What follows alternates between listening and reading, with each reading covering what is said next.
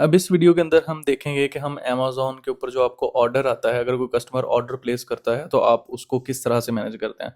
2 तरह के ऑर्डर्स होते हैं, एक होते हैं अमेज़न के एफबीए ऑर्डर्स और एक होते हैं एफबीएम ऑर्डर्स। एफबीए ऑर्डर्स से मुराद ये होता है, अगर आपने अपनी सारी इन्वेंट्री अमेज़न के वेयरहाउस में भेजी हुई है और जब आपको कोई कस्टमर ऑर्डर प्लेस करता है, आपकी प्रोडक्ट को परचेज़ करना चाहता है, तो अमेज़न की टीम उस प्रोडक्ट को पैक करके आपके कस्टमर तक पहुँचाएगी। इसको बोलते हैं अमेज़न एफबीए ऑर्डर्स। और एफबीएम या सेलर फुलफिल्ड ऑर्डर्स वो होते हैं जिसमें इन्वेंट्री आपके पास पड़ी होती है। जब आपको कस्टमर ऑर्डर प्लेस करता है तो आप उस प्रोडक्ट को पैक करेंगे, पैक करके अपने कस्टमर को शिप करेंगे। तो ये डिफरेंस आपने अपने माइंड में रखना है अमेज़न एफबीए ऑर्डर्स का और अमेज़न एफबीएम ऑर्डर्स का। और सम टाइम ये भी होता है कि कुछ लोगों ने अपनी प्रोडक्ट अपने शॉपिफाई पे या वेबसाइट पे लिस्ट की हुई होती हैं, तो अगर उधर ऑर्डर आपको आता है तो आप अमेज़न की इन्वेंट्री से किस तरह से उस प्रोडक्ट को अपने कस्टमर तक शिप करेंगे। तो अमेज़न आपको ये सहूलत भी देता है, आप इस तरह से भी एमसीएफ बोलते हैं। तो मेन्यू में जाएंगे, यहाँ से ऑर्डर्स, और फिर आप यहाँ से मैनेज ऑर्डर्स में जाएंगे।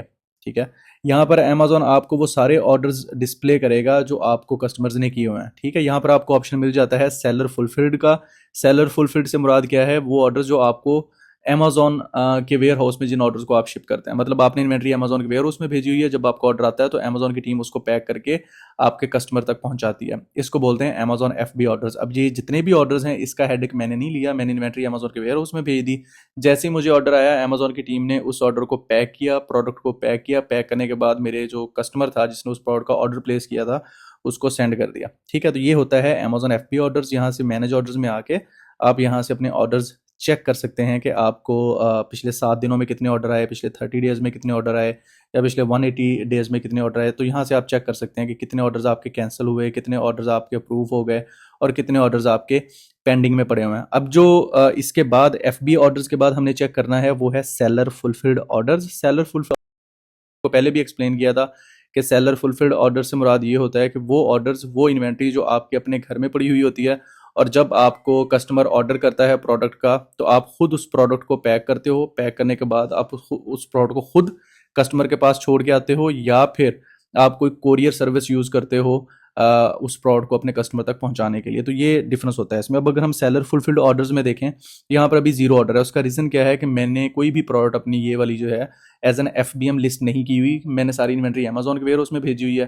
तो जब आपके एफबीएम ऑर्डर्स नहीं होंगे, आपने अपनी प्रोडक्ट को एज एन एफबीएम लिस्ट नहीं किया हुआ होगा, तो आपके ऑर्डर्स भी यहाँ पर 0 होंगे। ठीक है, एफबीएम में ये बेनिफिट हो जाता है कि आप इस हेडेक से बच जाते हैं कि आपने प्रोडक्ट को पैक करना है और पैक करके अपने कस्टमर तक पहुंचाना है। लेकिन एफबीए में आप जो है बिल्कुल सिक्योर होते हो। एफबीएम में आपको इस चीज़ का हेडेक लेना पड़ता है कि जब आपको कस्टमर ने ऑर्डर प्लेस करना है, फिर आपने उसको पैक करके अपने कस्टमर तक पहुंचाना होता है। ठीक है, अब यहाँ से अगर मैं एक ऑर्डर को ओपन करूँ, अगर आप एफबीएम कर रहे होंगे तो जब आपको ऑर्डर आएगा तो यहाँ पर नीचे बॉटम में शो हो रहा होगा कन्फर्म शिपमेंट। तो आप कन्फर्म शिपमेंट के ऊपर क्लिक करेंगे, अमेज़न आपको एक स्लिप निकाल के देगा। वो स्लिप आपने अपनी प्रोडक्ट की पैकेजिंग के ऊपर चिपका के आपने कस्टमर के एड्रेस के ऊपर प्रोडक्ट को शिप कर देना होता है। ठीक है, अब मैं आपको जो मैनेज ऑर्डर्स वाला ये जो पेज है, इससे रिलेटेड कुछ और इन्फॉर्मेशन भी यहाँ पर दे देता हूँ। ठीक है, अब चाहे आप एफबीए कर रहे हैं, चाहे आप एफबीएम कर रहे हैं, उसमें एक लिमिट होती है जिस टाइम के अंदर अंदर आपने अपने कस्टमर को ऑर्डर शिप करना होता है। एफबीए में आपको ज़ाहिर सी बात है उस चीज़ की टेंशन नहीं लेनी, वो अमेज़न खुद उस चीज़ को मैनेज करेगा। लेकिन जब आप एफबीएम कर रहे होते हैं, जिसमें आपने इन्वेंट्री अपने पास रखी होती है, तो उसमें इस चीज़ का आपको ख्याल रखना होता है कि जब कस्टमर आपको ऑर्डर करता है तो आपने विद इन टाइम, अगर वो 2 दिन में ऑर्डर शिप करना है तो आपने 2 दिन के अंदर अंदर उस ऑर्डर को शिप करना होता है। अदरवाइज़ आपका जो कस्टमर है आपके उस ऑर्डर को कैंसिल भी कर सकता है और आपको हो सकता है कि अपने कस्टमर को रिफंड देना पड़े।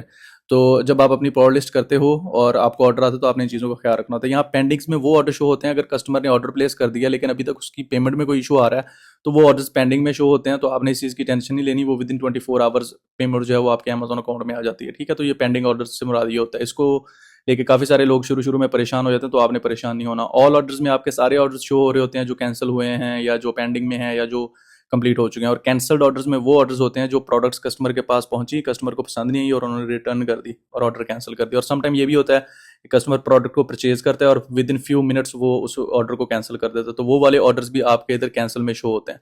तो जब आप अपना अमेज़न का अकाउंट बनाएंगे, प्रोडक्ट लिस्ट करेंगे और सेल करना शुरू करेंगे, तो ऑर्डर्स में आप इन सारी चीज़ों को यहाँ से आके मैनेज कर सकते हैं।